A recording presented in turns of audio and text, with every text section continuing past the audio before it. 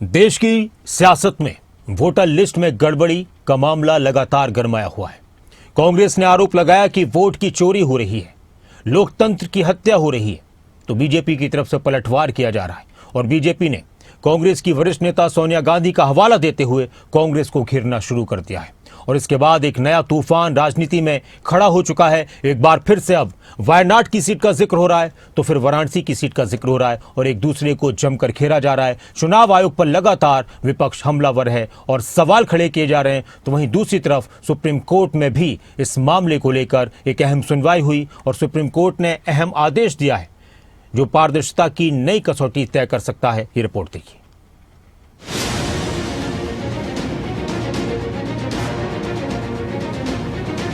देश की सियासत में इस वक्त वोटर लिस्ट में गड़बड़ी के आरोपों पर घमासान छिड़ा है।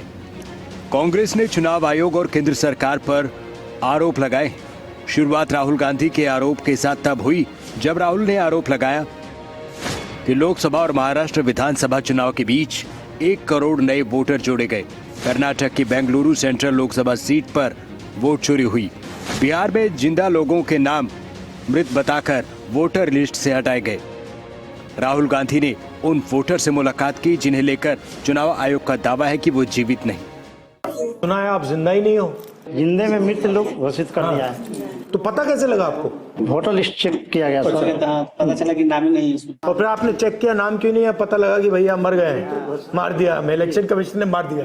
जी। राहुल गांधी वोटर चोरी के आरोपों को लेकर मोर्चाबंदी करने में जुटे रहे, लेकिन बीजेपी भी फील्ड में उतर आई है। बीजेपी ने कांग्रेस नेता राहुल गांधी और प्रियंका गांधी पर रायबरेली, वायनाड में फर्जी वोटरों के जरिए चुनाव जीतने का आरोप लगाया।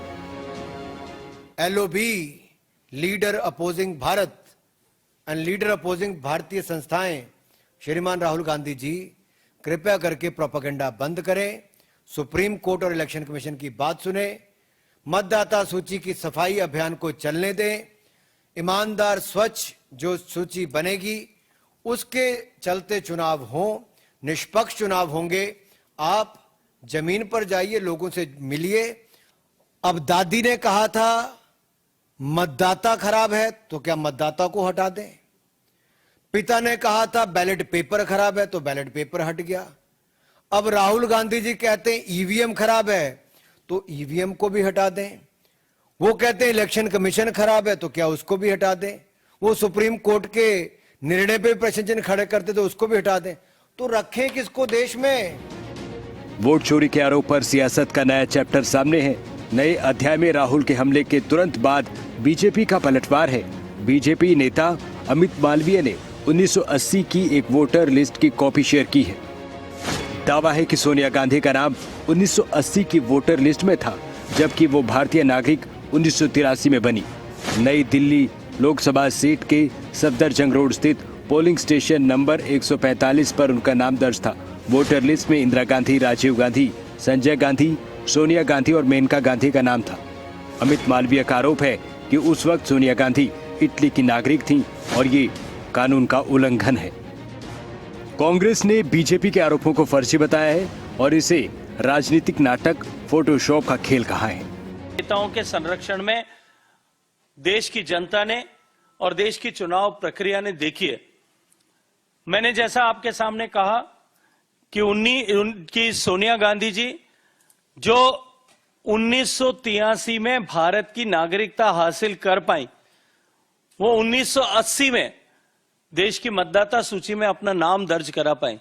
कांग्रेस पार्टी से एक बार फिर मैं आज प्रश्न करता हूं कि ये वोटर लिस्ट को प्रभावित करने का खेल उन्होंने कैसे और क्यों कर किया था और किस तरह से एक व्यक्ति देश का मतदाता हुए बिना, देश का नागरिक हुए बिना देश का मतदाता बनने का अधिकार हासिल कर पाया था।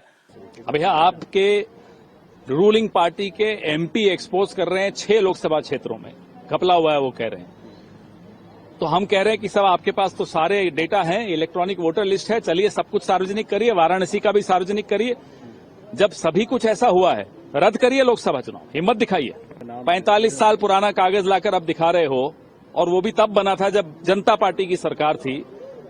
खुद ही अपने जाल में फंसते चले जा रहे हैं ये लोग। आज जो सवाल पूछे जा रहे हैं वो आज के सवाल हैं। उनका जवाब 45 साल पुराना कागज नहीं हो सकता। अभी जवाब दीजिए और उस वक्त के लिए भी माफी मांगिए जब आप ही की सरकार ने वो कागज बनाए। बीजेपी ने कांग्रेस नेता राहुल गांधी और प्रियंका गांधी पर रायबरेली और वायनाड में फर्जी वोटरों के जरिए चुनाव जीतने के आरोप लगाए। आरोपों की सियासत के बीच देश की सबसे बड़ी अदालत ने एसआईआर पर सुप्रीम आदेश दिया है। सुप्रीम कोर्ट ने कहा है कि बिहार में एसआईआर में जिन 65 लाख वोटरों के नाम ड्राफ्ट लिस्ट में नहीं, उनके नाम जारी करें। 48 घंटे के भीतर जिला निर्वाचन अधिकारी के वेबसाइट पर नाम शेयर हों। नाम क्यों काटा, इसकी वजह भी बताई जाए। आदेश लागू करने के लिए 3 दिन का वक्त दिया गया है। एसआईआर और वोटर लिस्ट पर जंग तेज है। मामला सिर्फ राहुल गांधी और चुनाव आयोग तक सीमित नहीं। एक तरफ सुप्रीम कोर्ट पारदर्शिता का आदेश दे रहा है, तो दूसरी तरफ एक दूसरे पर बीजेपी और कांग्रेस धांधली के आरोप लगा रहे हैं। ब्यूरो रिपोर्ट, खबरें अभी तक।